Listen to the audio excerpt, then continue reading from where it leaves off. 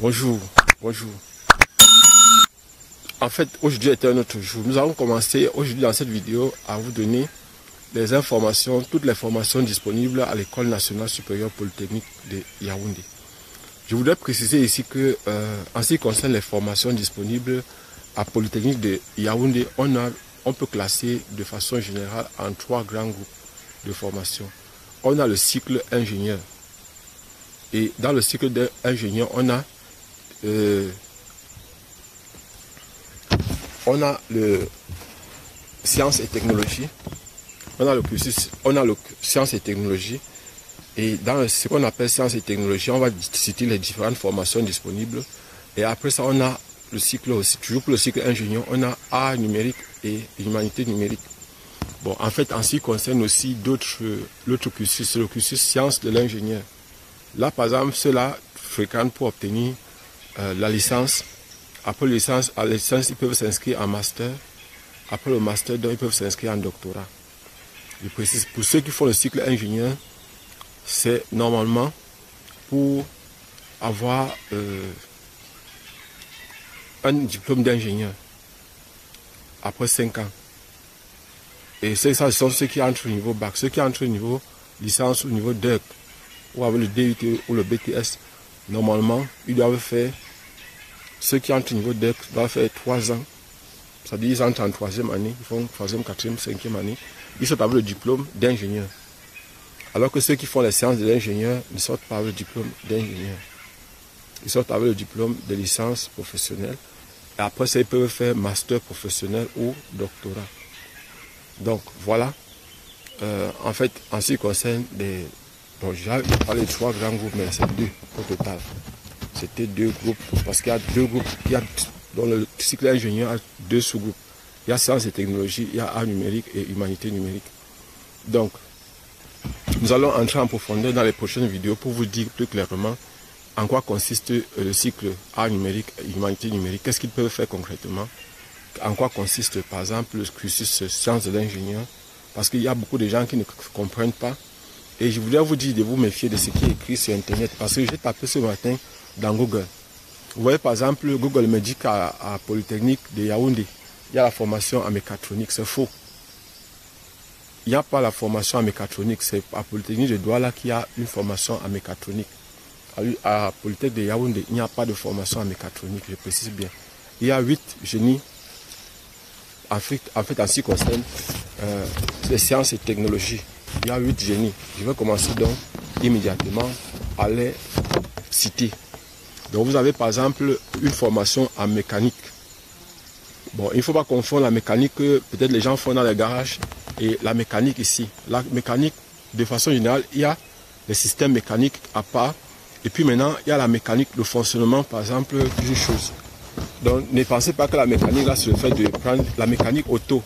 Ça, c'est une particularité. Ça, c'est une petite branche de la mécanique appliquée. Donc, voilà, par exemple, on a le génie mécanique 2. On a le génie électrique. On a le génie électrique de 3. On a le génie industriel de 4. On a le génie télécommunication de 5. On a le génie financier et actuariat. Génie financier et actuariat de 6. On a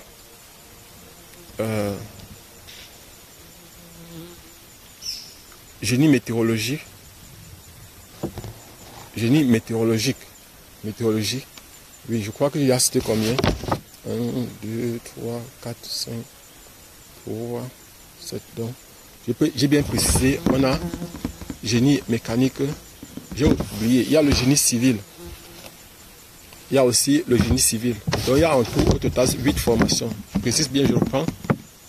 On a le génie mécanique, le génie civil, le génie électrique, le génie informatique, à faire 5. Maintenant on a le génie télécommunication, le génie financier et actuariat, le génie météorologique. Donc voilà par exemple les différentes formations qu'on a à l'École nationale supérieure polytechnique de Yaoundé. Maintenant,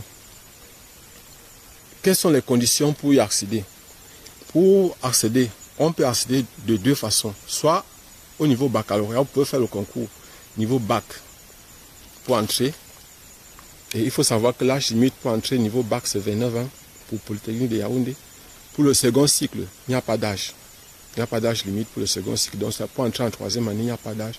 Mais pour le niveau bac, c'est 29 ans, généralement. Et il faut savoir donc que quand vous entrez au niveau bac, quels sont les bacs qui sont requis? Ce sont les bacs scientifiques et techniques pour le cycle sciences et technologies. Je précise bien, ce sont les baccalauréats scientifiques et techniques, c'est-à-dire baccalauréat C, D, et aussi les baccalauréats E, baccalauréat TI, baccalauréat F, donc de F1 jusqu'à F4, qui peuvent entrer F1, F2, F3, F4, bien sûr.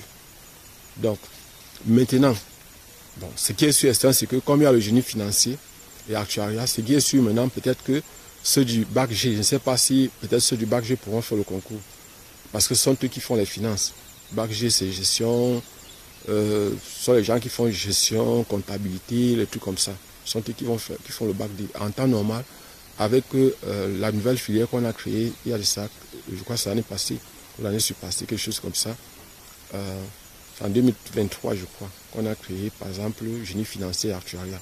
Donc, ça fait que ceux qui ont, par exemple, ceux qui peuvent, donc normalement, les gens qui ont le bac G pouvaient entrer pour faire, par exemple, le génie financier et actuariat.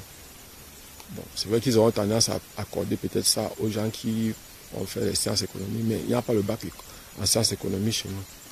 Bon, voilà.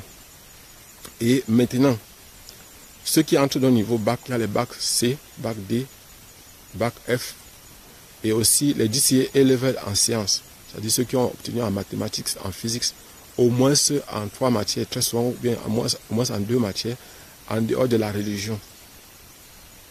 Donc maintenant, ceux qui veulent entrer niveau bac, niveau DEC, du bac plus 2, ils peuvent avoir soit un... Donc, les conditions, c'est quoi? C'est qu'ils peuvent avoir soit une licence en mathématiques, une licence en physique, une licence en informatique, ou bien encore un DEC en mathématiques, un DEC en physique, ou un DEC en informatique. Ou encore, ils se trouvent en deuxième année en mathématiques, en deuxième année en physique, ou en deuxième année en informatique. Maintenant, il y a ceux aussi qui ont le DUT, le diplôme universitaire de technologie. Ils peuvent aussi faire le concours. Ceux qui ont, par exemple, le DUT peuvent aussi faire le concours, je précise. Maintenant, ceux qui ont aussi bon, les autres candidats, tout autre diplôme reconnu équivalent par le ministère de l'Enseignement supérieur, ils peuvent aussi faire le concours. Donc, tout autre diplôme reconnu équivalent. Il faut savoir que pour le concours niveau licence, niveau DEC, c'est-à-dire pour entrer en troisième année à l'École nationale supérieure polytechnique, le seul lieu où généralement on compose, c'est Yaoundé, le seul centre où les gens qui font le concours d'entrée à l'École nationale supérieure polytechnique de Yaoundé font le concours Yaoundé. En dehors de Yaoundé, il n'y a pas une autre ville. Donc, voilà. Abonnez-vous et partagez le maximum possible. Ceux qui suivent le passage de cette chaîne, je suis Job Kamdem, je suis répétiteur de profession, enseignant de formation. Je suis actuellement dans la région de l'Est. Vous voyez par exemple, ici dans ma plantation, je suis venu pour défricher. Donc vous voyez par exemple là, c'est cette parcelle que certainement je vais défricher aujourd'hui. Vous voyez par exemple, c'est cette parcelle-ci que je vais défricher aujourd'hui. Donc voilà. Et pour ceux qui veulent faire les prépas concours, je précise que nous allons commencer au mois de janvier avec les prépas concours. Et pour ceux qui veulent faire les prépas, sachez que l'inscription, c'est 5 000 francs et on paie 20 000 francs par mois. Et vous devez avancer au moins 2 mois pour qu'on soit sûr que vous allez travailler avec nous durant tout le temps. Et sachez que nous travaillons exclusivement sur Zoom et sur WhatsApp. Et le travail est individuel. Donc on a individualisé le travail. Il y a d'abord un travail personnel et collectif. Donc pour ceux qui étaient déjà là, vous savez comment on travaille habituellement. Donc c'est plus comme l'année passée où quand on faisait les séances gratuites de prépa concours, les gens étaient pleins dans le groupe, on avait plus de 150 personnes. Sachez que cette année-ci, les gens qui vont payer, vous serez sérieusement suivis, vous serez très bien suivis. Vous allez voir vous-même la différence. Donc vos problèmes seront résolus et on va vous amener vers ce qui vient habituellement, c'est-à-dire vers les sujets qui ont l'habitude de venir. Abonnez-vous et partagez sérieusement cette vidéo. Je voudrais aussi dire que pour vous qui faites les prépas, on doit commencer à travailler le plus tôt possible. C'est la raison pour laquelle nous on a pensé qu'il fallait qu'on commence les prépas au mois de janvier.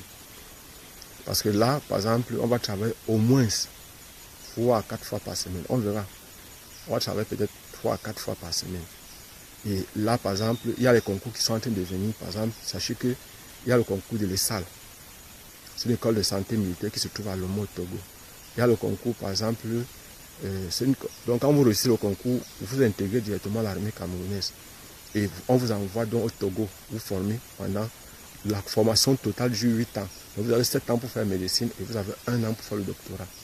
Et quand vous rentrez dans l'armée camerounaise au niveau du Cameroun, vous êtes capitaine, vous êtes directement capitaine, médecin capitaine. Et par exemple, il y a notre concours, c'est les hameaux. C'est une école d'architecture qui se trouve à Lomé au Togo. Il y a 3 grandes filières là-bas. Il y a architecture, il y a gestion urbaine et il y a urbanisme.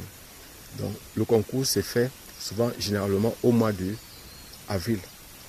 Le concours passe autour du mi-avril au niveau du Cameroun.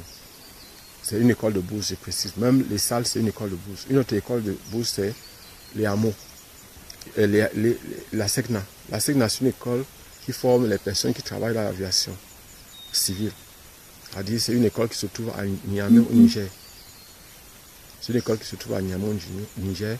Ils forment par exemple les personnes qui vont travailler en météorologie.